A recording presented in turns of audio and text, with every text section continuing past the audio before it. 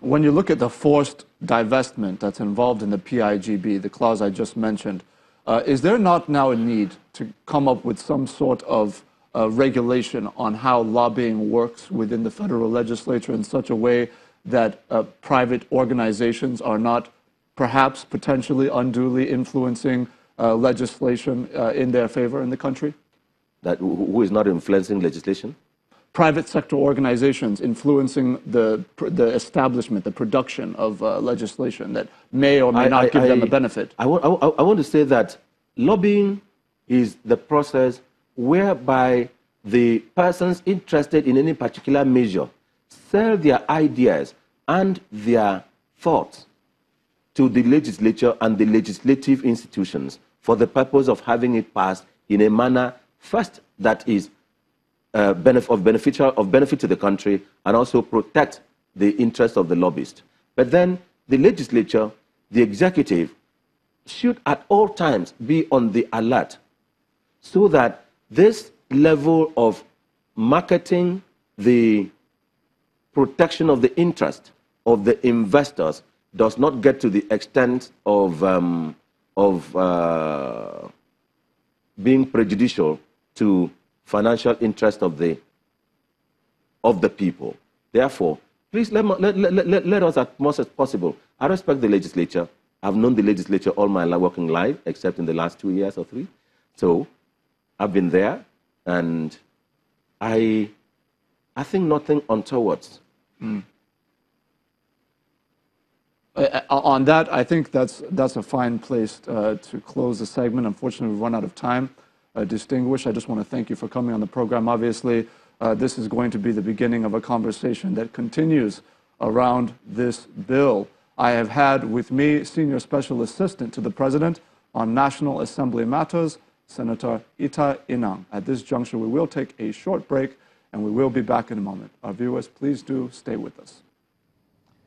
Well, we will take that break, but after we're done with Mr. Lawal, you know, still on that 10%, there's a lot of reaction about that, to what people think. The 10% of the revenue that the PRC generates has nothing to do with the services, from the services they provide, not from the revenue that comes to the country, and so it will not have an impact on what is shared at FAC. So people think that that is a legitimate concern that they should address directly. So if they say that 10% bothers on FAC, they think that may not necessarily be the case. But we're hoping that they will sort that out, National Assembly and the President, because as Ajuri suggested, we'll continue this conversation in the days ahead. But given where we are now, that this has not been assented to, what does that mean for upstream, midstream, and downstream? I think from a private operator standpoint, we want to see a paradigm shift in the narrative. The narrative is currently very poor. We're a nation blessed with significant resources. We import petroleum products when we're meant to have a solid refining capacity in country. We have been pushing figures in the space of wanting to increase production and increase national reserves.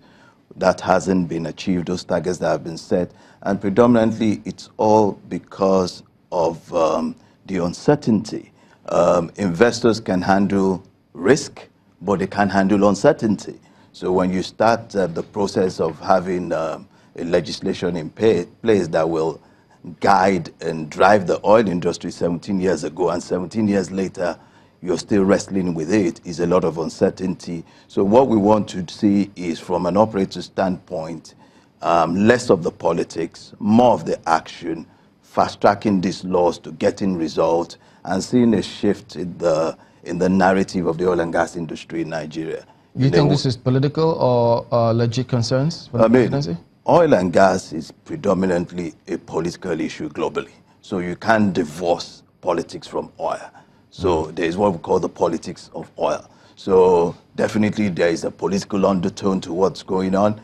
But as I said, you know, you need to just find the alignment, find the matching points, and we move forward. This is a global industry. Yes. And where does that put us compared to, let's say, our African counterparts? Yes, we may be the largest producers, but Angola is right beside us. So we pride ourselves as the giant of Africa. We use the gas, the LNG position. We used to be number 4 as LNG supplier in the world. We had Train 7 of Nigeria LNG. We had Olokola on the drawing board. We have Brass on the drawing board. So we're eroding our competitiveness and market share, which has significantly dropped. So you see Mozambique trying to drive that charge. Australia is leading. US are increasing their LNG into the market. So we're losing market share and we're losing grip. You know, Asia is growing fast. Energies and gas is becoming so important in the energy mix, both as LNG for export and gas for domestic for our industry and power. So, you know, yes, we have these resources in the ground, but there's also a time value for it. You know, there's a time value. As you said, we're operating in an international business that's very volatile. You don't control the price, you develop the product, but the pricing is not in your control. So your timing, your cost structure, your laws puts you on the radar where you can secure your market share. We're not doing that. We're bogged down with a lot of domestic politics and domestic perspectives to an international business. And I said to you, I talked to a lot of investors, and the optics and the narrative is not always so good. And we are always trying, because we're trying to elicit investment into the country to do projects we want to undertake. And we're always, you know, mitigating and, you know, always on the back pedal trying to paint a good picture of what they see as not too good a picture. Okay, we're just going to wonder what this means to the gas flaring component, but I'm afraid we can't explore that further. We're out of time. We have to thank you for coming on. Funsho Lawal is an oil and gas law expert. Thank you again for coming on today. It's my pleasure, Chamberlain. We're back in a moment. Don't go away.